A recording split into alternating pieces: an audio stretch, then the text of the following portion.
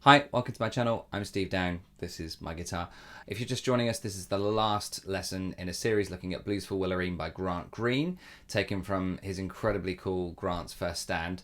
So definitely go and have a listen to the album and then come back and do all of the previous lessons before you hit this one, because this one's literally just looking at comping.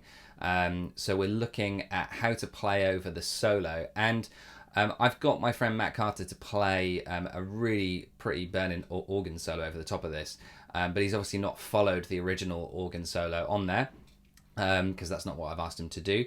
And the reason being is that I'm going to show you how to comp over the top of any organ solo or any soloist underneath, and just give you some tips and tricks as to how to manage that kind of thing in a jazz blues kind of context. So I have transcribed basically kind of roughly what Grant does for the majority of his solo for the first go round, and then for the further 3 go rounds of the choruses, I've basically just done my own comping, responding to what Matt's doing in his solo.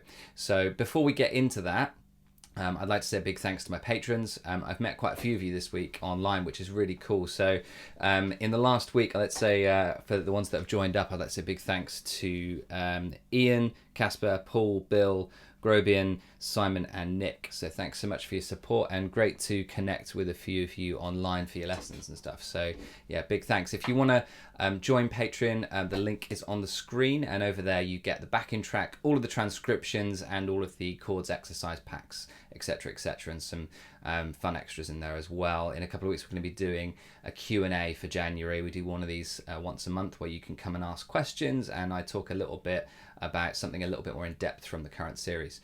So yeah, definitely go and have a look over at Patreon if that's kind of what you are looking for. If not, then if you want to do just a one-off thing just to say thanks because you found me online and it's really helped you, then there's a buy me a coffee link below. And failing all of that, there's always the like and subscribe button, and also don't forget to leave a comment if you've got something you want to add, or you feel like maybe I missed something out that should have been there. Okay, so let's crack on. Here is the first chorus of 4 for Matt's solo and what I do at the top of it.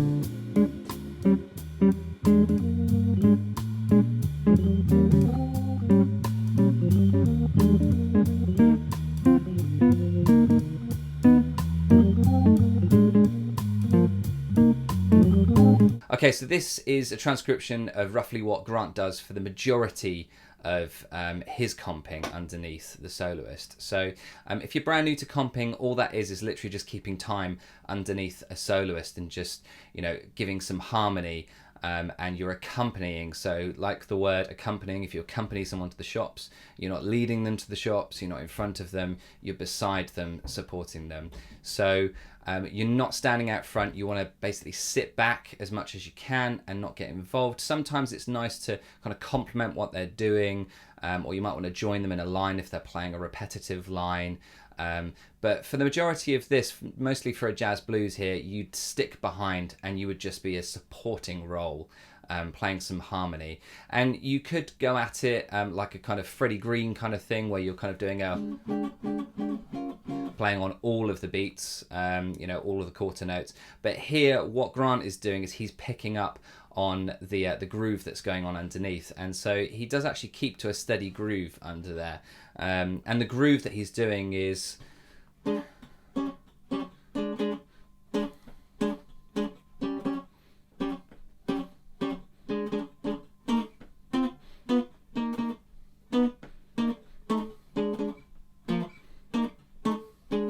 Okay, that's his 12th bar. That's exactly what I just played a second ago. So the thing that Grant's got here is a 2-bar phrase, and in the first bar, he's playing on beat 3. So 1, 2, 3, 4, and then in the next bar, he's playing on beats 1, the and of 2, and then 4 and. So 1, 2, and 3, 4 and. And so things to notice here is the fact that it's a really, really sparse, and it's a groove that he repeats. And kind of doctors a little bit here and there towards the end, which we'll look at in a second, but he does actually repeat it for the majority of the chorus. So he's using dyads, so he's using shell voicing, so it's the 7th of B flat 7 and the 3rd, so the A flat and the D, and then the same for the E flat, the G and the D flat, so 7th and 3rd again. And this is something that you might want to consider when you're doing some comping, is that you don't play too much, so you're not playing full chords underneath, or even the bass note, the tonic underneath, that you're actually just playing the shell voicing, just the 3rd and the 7th underneath, because that's going to support, it's not going to get in the way of the instrumentalist, and you're going to sit somewhere in the middle frequencies, and it's going to sound nice, and you're not going to be outshining the soloist. The other thing to notice is that on the transcription, bar 135, where he hits the 4 chord in the 2nd bar of the chorus, he anticipates at the end of it going back to the B flat 7. So that's the thing that he does most of the way through, is some anticipation. So that's before we hit 1 of the next bar in there. And he does the same thing, anticipating going to the E flat 7 in bar 130A. And again, okay, anticipating going back to the 1 chord, the B flat 7 in bar 140. So there's some anticipation going on, and also a steady groove. So that's something that you might want to consider when you're playing over your jazz blues, whether it's over this backing track or over any other. Coming into the second half of the chorus, we are adding some more chords in here, so it gets a little bit more crowded, and Grant's adding in some stuff there that didn't exist over his solo or elsewhere in the tune. So he's just creating some harmonic movement, which is a really good thing to do in your choruses as well when you're comping. So this is still using that same rhythm, 2-bar rhythm that he's doing, but he comes in on the offbeat of 1 this time, as well as hitting beat 3 in the first of the 2 bars. So hits chord 1, and then 2, and then 3, and then G7, which is a secondary dominant of the 6th chord. Secondary dominant meaning that basically he's taken a diatonic minor chord from the key of B flat and made it a dominant 7th chord, so known as a secondary dominant, and that's because he's heading towards a C minor, and so that G7 flows better going to C minor rather than it being a G minor to C minor. It's just a bit flatter going there, a bit too nice, and so a G7 going to a C minor is a stronger resolution. And then he's going from C minor to F7, and then back to B flat, and we've got a bit of a turnaround. This time going to the G minor, and then C minor 7, and then F7. And so these chords here, he's going basically 1, 2, 3, which is a nice movement up. And this little trick here of going D minor, G7, C minor, F7, 3, 6, 2, 5, 1 is really common to put in the second half of a blues, and also in the turnaround. And he doesn't go as far as 3, 6, 2, 5, 1, but he does do 6, 2, 5, 1 in the turnaround, the G minor, C minor 7, F7, B flat 7. So 3 things to take away from this this particular chorus here. One of them being to have a repetitive 2-bar phrase to compo underneath, so that you give a nice rhythmic bed. The second one, to use shell voicings so that you don't get in the way of the soloist. And the third one, to use some more harmonic movement as the chorus progresses and you want to add some interest. So you can add some extra chords that might not necessarily be there. There'll be more in the coming choruses that I've added in. You might want to add a little bit more harmonic interest in there just to keep things interesting for the listener, and to also ramp up the intensity for the soloist. Okay, let's have a look at the second chorus.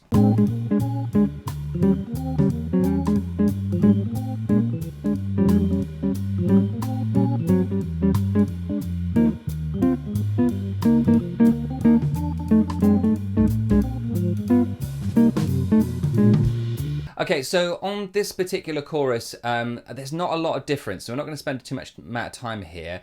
The majority of the difference in here is my feel, and I'm adding a little bit more into the mix here. So I'm just adding a few more stops and stabs, and also I'm using a little bit more legato. So there, just to add a little bit more movement. So the lesson here with this particular chorus is that you don't have to go guns blazing and go straight into fifth gear in the second chorus. Give the soloist that you're accompanying a little bit more time to kind of develop what they're doing, develop melody, develop the story. And so what you want to do is just mirror that by developing a little bit, not a lot, just add a little bit into the mix, a little bit of movement in there. So there's not a lot of change in this particular one. I'm just adding in a few more strums and a little bit of legato here and there just to add some movement in there. So let's take a look at the third chorus.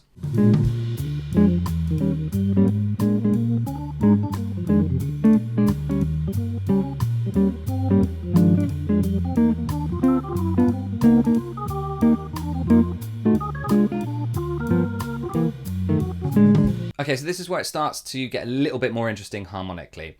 Again, I followed a similar rhythm, the similar 2-bar phrases, but you'll notice as I head towards chord 4, as I head towards E flat, I've done this movement. Okay, now what I've done here is I've done a 2-5 on the tritone substitution. So remember the chord we're going towards is E flat 7. So we're going to treat that as chord 1. Okay, and if you want to do your tritone, okay, then you take the tritone off of what will be the 5 chord going towards that chord, and the 5 chord that would go towards E flat 7 is B flat 7, and if we take the tritone off of that, that's going to be E7. So that's where we get that familiar movement of going towards E flat 7. Okay, so that's the tritone substitution going to E flat 7. Now all I've done here is I've added a 2 chord preceding that E7. So the 2 chord that would go with E7 would be a B minus 7, as if you're doing a 2-5-1 in A major. Obviously we're not heading towards A major, we're going 2, 5, and then to our 4 chord. Okay, so this adds a little bit of tension going towards E flat 7, and it's something that I've stolen from Wes Montgomery. Wes Montgomery does this on D Natural Blues and a couple of his other tunes as well when he's comping a tritone 2-5. Then the next thing that I do, which is a little bit different, is that I add in a sharp 4 diminished. So that comes after the 4 chord. So E flat 7, E diminished 7 on there. But if you notice, I'm not actually really kind of doing it because I'm not doing a full E diminished 7th. I'm just using some of the shell voicings there. Because if you haven't noticed on there already, E flat 7 and E diminished 7 actually share quite a lot of the same notes. The only difference is actually the bass note, the tonic note, the E flat actually just moves to E there, and then you've got your E diminished 7. So it's actually quite easy to move from an E7 to an E diminished 7, but it's a nice movement going towards a B flat 7 with an F in the bass because you get a nice chromatic movement there. So I'm literally just using the shell voicings though, so I'm just doing that's literally what I'm doing underneath, but add in the bass notes and you'll get this. Okay, so it sounds nice and sophisticated, and we've got a little bit more harmonic complexity, a bit more harmonic movement, and then that takes us to the same thing again. Same movement that we had in the last 2 choruses. But instead of going to F7, I've added in a flat 9 just to create a little bit more tension moving towards B flat 7. And then here, at the very end for the turnaround, I'm going from a secondary dominant over the G7, and then a tritone sub of what would be C. So instead of going to G7 to C minor or C7, I've taken the tritone off of that and gone to G flat 7, and then that takes us nicely to F7. So a nice chromatic movement, but again, I'm not playing the bass notes, just the shell voicings in there. And then we move on to a ton of harmonic movement and a ton of complexity that I've added in for chorus 4. So let's take a look at that.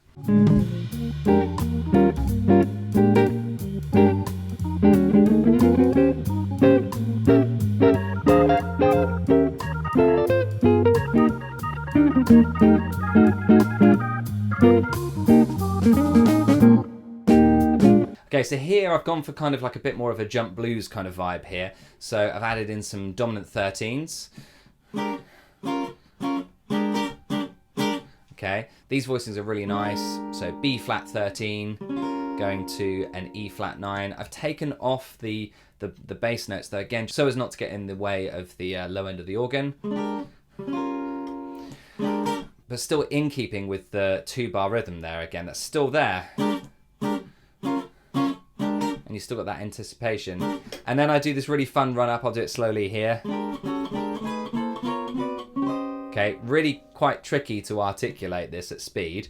All I'm doing is literally taking the 13th, going down a semitone, and then going up in semitones to hit E flat 13 there at the top there. And then using that sharp 4 diminished there, and then going to a B flat 9. Pulling off, doing a little bit of melody. It's like a little line that I heard Matt do earlier that I'm echoing.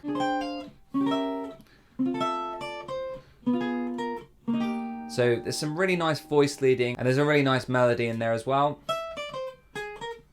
Okay, so that's like almost like I'm doing kind of like a chord melody thing in there, but it's, like I said, it's a line that I picked up on earlier in his solo, and this is one thing that you might want to do when you're soloing, is to have keen ears, that you're listening and connecting with that player. If there's something that you like and you kind of want to go, yeah, that's really cool, then see if you can mimic what they did. You know, if it's too harmonically complex, do it rhythmically. So just play the line rhythmically. You know, if they go ba da da da da, then maybe go.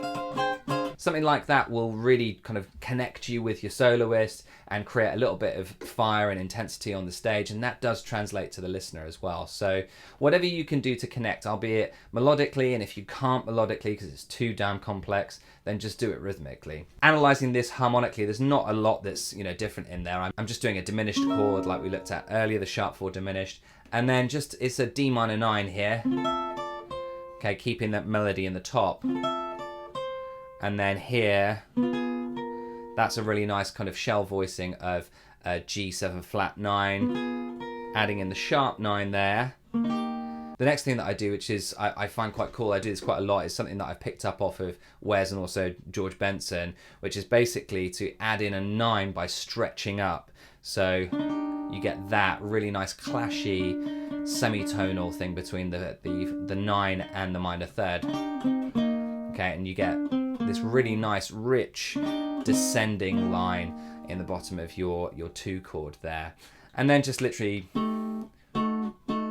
so there it's just the 9 chord going to a flat 9, all with shell voicings, going up to a G7 sharp 9, but again, shell voicings. And then we're back into the melody again at the end there. So the thing to take away from this is basically, you know, the intensity that I've done here is I've added more notes to the chords because it's his last chorus, and I can hear he's getting a little bit more intense. I've added some more chords in there, not necessarily the chords that he's playing. I've gone a little bit off-piste on here, not to clash with what he's playing, but just to kind of complement it and to add a little bit of harmonic complexity. I'm not, you know, kind of shying away from any kind of pyrotechnics here, but I am keeping it, you know, tasteful on there. So it's not like I'm playing tons and tons of notes, but that line, you know, is going to be something that is a little bit more incendiary, and it is going to get you a, you know, probably a look from the keys player if you play something like that. But it just drives the rhythm forward. You know, something like this, you know, you've got a tense moment, and it's, if you land it well, it's going to sound really good there, but it won't get in the way too much of what the soloist is doing. And then the next thing to take away from this particular chorus is like a little bit of melody in there. And I've done it based on something I picked up from Matt playing earlier in his solo, but you don't necessarily have to have, you know, keen ears to be able to do this. If you can't figure out, you know, on the fly what the melody was that they played, then do it rhythmically. So just some connection through intensity here is kind of, you know, what we're looking for. So whether that's harmonic, rhythmic, you know, melodic connection there between you and the soloist.